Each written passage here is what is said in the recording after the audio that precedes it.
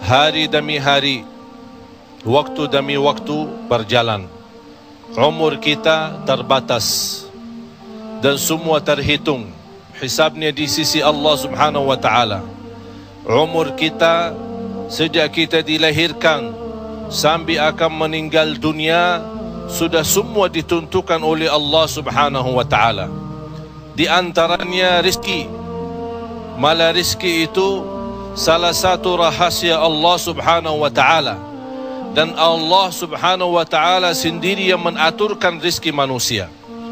Bukan hanya rezeki manusia, bahkan seluruh makhluk Allah di muka bumi. Wa ma min dabbatin fil ardi illa 'ala Allahi rizquha. Setiap makhluk yang berjalan di muka bumi, Allah Subhanahu wa taala yang mengaturkan rezekinya. Walaupun rezeki kita sudah ditentukan oleh Allah, tapi sebagaimana kata Amirul Mukminin Umar bin Al-Khattab radhiyallahu anhu, inna as-samaa'a la tumtiru dhahaba. Ketahuilah langit itu tidak akan menurunkan hujan emas. Walaupun rezeki kita sudah ditentukan dan ditakdirkan oleh Allah Subhanahu wa taala, tetap kita punya kewajiban untuk berusaha. Allah Subhanahu wa taala menerangkan banyak di dalam Al-Quran, فَإِذَا قُضِيَتِ الصَّلَاةِ فَانْتَشِرُوا. Bergeraklah, berjalanlah, berikhtiarlah, berusahalah. فَانْتَشِرُوا فِي الْأَرْضِ وَابْتَغُوا مِنْ فَضْلِ اللَّهِ. Carilah karunia Allah, anugerah Allah, rizki Allah.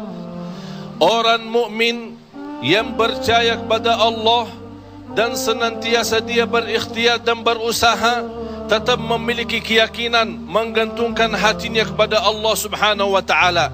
Itu yang namanya tawakkal qalbu.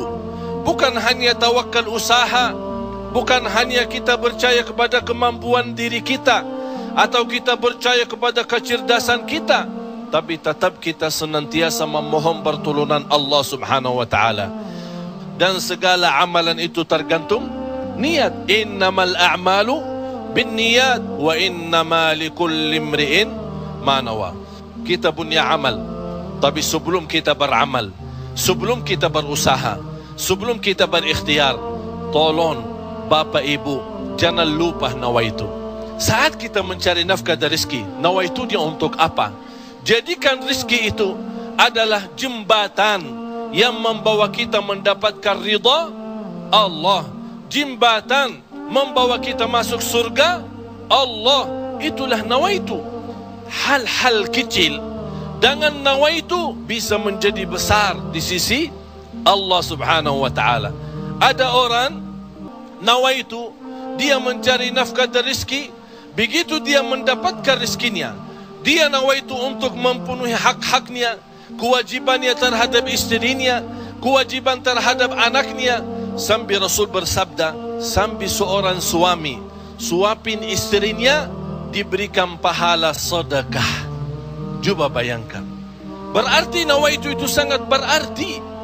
Oleh karena itu Bapak Ibu jangan tinggalkan nawaitu.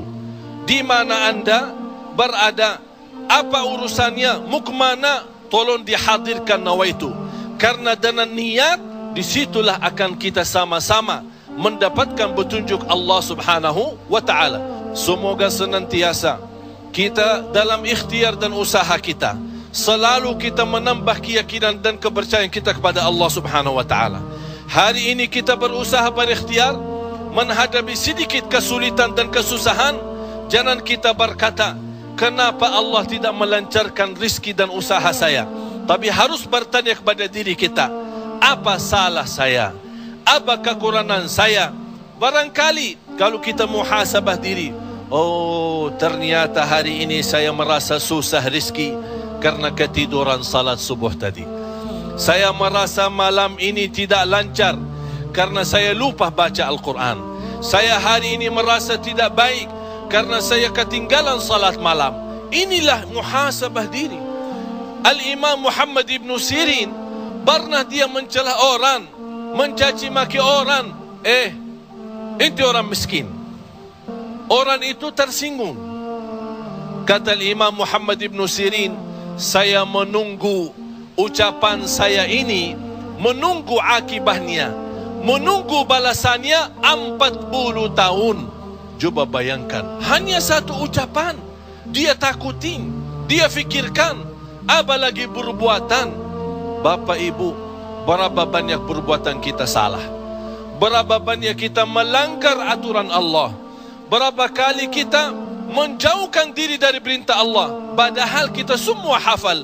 Wa may yattaqillaha yaj'al lahu makhraja. Barang siapa yang takwa kepada Allah, akan Allah jaminkan diberikan jalan keluar dari segala kesusahan, dari segala kesempitan. Berarti kalau kita berdoa, kita berikhtiar, kita berusaha, tapi masih kita menghadapi kesusahan dan kesulitan, pasti ada sesuatu yang tertinggal. Salah satu amalan di samping ikhtiar dan usaha kita adalah zikrullah, terutama istighfar. Karena termasuk istighfar adalah salah satu kunci mendatangkan rezeki. Sebaik istighfar itu sepanjang waktu, pagi, siang, sore, malam, naik motor, jalan kaki, naik bis, mau kemana-mana, tidak keberatan kita membasahi lidah dengan istighfar. Malah ada seorang sahabat Rasulullah sallallahu alaihi wasallam, "Ya Rasulullah, berikan kepada aku amalan yang menjaminkan aku masuk surga." Rasul menjawab, "La yazalu lisanuka ratban min zikrillah." Basahi lidahmu dengan zikir kepada Allah. Kunci rizki Bapak Ibu adalah zikrullah. Kunci rizki zikrullah, di antaranya istighfar. Allah subhanahu wa ta'ala menjaminkan dalam Al-Quran di surat Nuh, "Faqultu astaghfiru rabbakum innahu kana ghaffara." Apa manfaatnya istighfar? Yursilis samaa alaikum midrara wa yumdidukum bi amwalin wa banin wa yaj'al lakum jannatin wa yaj'al lakum anhara. Dengan istighfar terjamin keturunan. Dengan istighfar kemudahan rezeki. Dengan istighfar kelancaran usaha. Dengan istighfar kesembuhan dari penyakit. Dengan istighfar banyak kemudahan dan kemuliaan yang kita dapat. Kalau memang ingin ditambah rezeki kita, kalau belum sempat haji, kita ingin berhaji. Kalau kita sudah haji, ingin Allah menambah kita bisa haji lagi. La in syakartum lazim. Jadilah hamba yang bersyukur, karena nikmat Allah memang Bapak Ibu tidak bisa terhitung. Nikmat Allah begitu banyak di setiap waktu dan setiap saat, lahir dan batin. Wa in ta'uddu ni'matallahi la tuhsuha. Oleh karena itu, jangan anda menjadi orang-orang yang mengkufri nikmat, tapi jadilah senantiasa mensyukuri nikmat. InsyaAllah dengan syukuri nikmat dan sabar menghadapi ujian dan cobaan, kita bisa menjadi hamba yang diridai Allah. Kalau Allah sudah ridha kepada kita, InsyaAllah segala amal ibadah kita akan diterima, dan segala usaha dan ikhtiar kita akan dipermudahkan oleh Allah subhanahu wa ta'ala. Bapak Ibu, yang terakhir, tidak boleh kita lupa doa. Rasul kita sallallahu alaihi wasallam selalu berdoa kepada Allah subhanahu wa ta'ala. Padahal dia Rasul, terjamin pertolongan Allah. Senjata orang mukmin adalah doa, dan pintu langit bisa dibuka dengan doa, dan doa itu kapan saja dan bisa sampai kepada Allah tanpa waktu dan tanpa batas. Selama kita masih berdoa kepada Allah, selama masih kita memohon kepada Allah, Allah akan senantiasa mendengar doa kita.